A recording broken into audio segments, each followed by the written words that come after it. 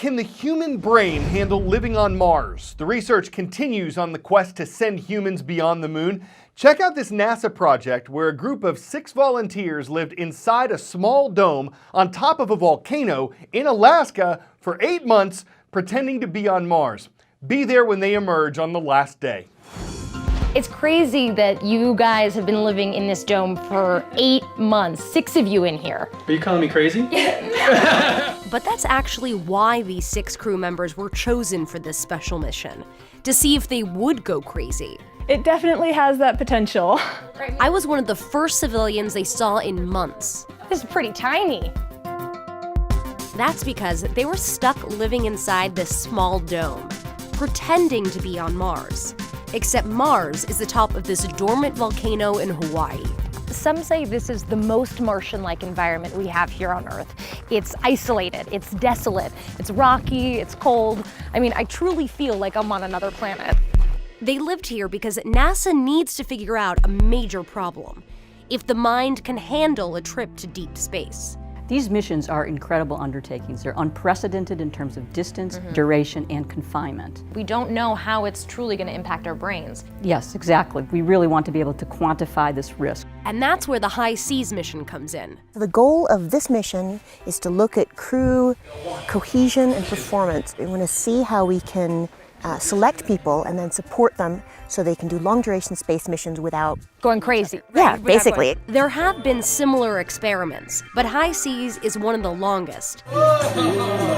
And the first to focus solely on a co-ed mission to Mars. So we had to wear these sociometers while we were awake, and they would like measure our interaction. So those are the things that would measure how close you are to some of your other crew members. Right. See who likes each other, who doesn't like each other. How loud your voice is when you're talking to someone. Right, so whether right. you're whispering or possibly having a heated discussion. That never happened. Right. A Mars mission could last over a year. So researchers studied how the High Seas crew behaved during this extended period of time in this very confined space. Is there any place in this habitat where you have any privacy at all?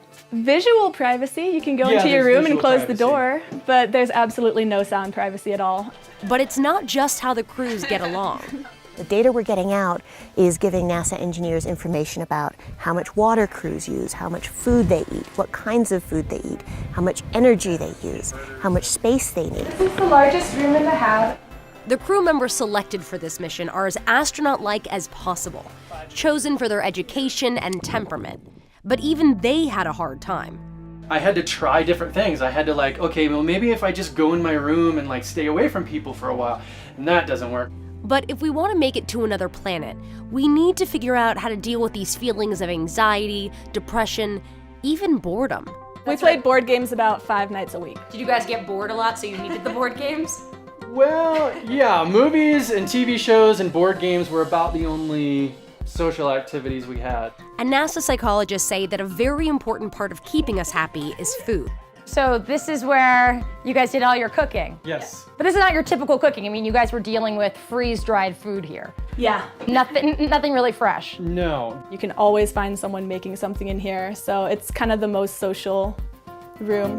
Unlike closer space missions, Earth is so far you can't even see it from Mars. So the crew here didn't have much of a view either. I want to see where you guys slept. Okay. This is Sophie and I's rooms. Oh wow, it's pretty compact in there. Pretty compact. No windows. No. You gotta block from the space radiation, right? Right, exactly, yeah. The power and water on Mars is also limited, so they can only take 1 6-minute shower per week. We kind of track everyone's usage of the shower. There's also a 20-minute communication delay to and from Earth. What about contact with the outside world? We had, some delayed communication. Family and friends could communicate with us. So I think that was really important to a lot of the crew members. Stepping into the legs. And whenever they went outside to simulate spacewalks, they actually wore a spacesuit. Having gone through this experience, would you still go to Mars? Absolutely. Would you go to Mars? Yesterday. And even though they didn't really go to Mars, they survived an extreme test. This moment is pretty awesome to be able to come out and walk around. And their struggles may bring us one step closer to getting there.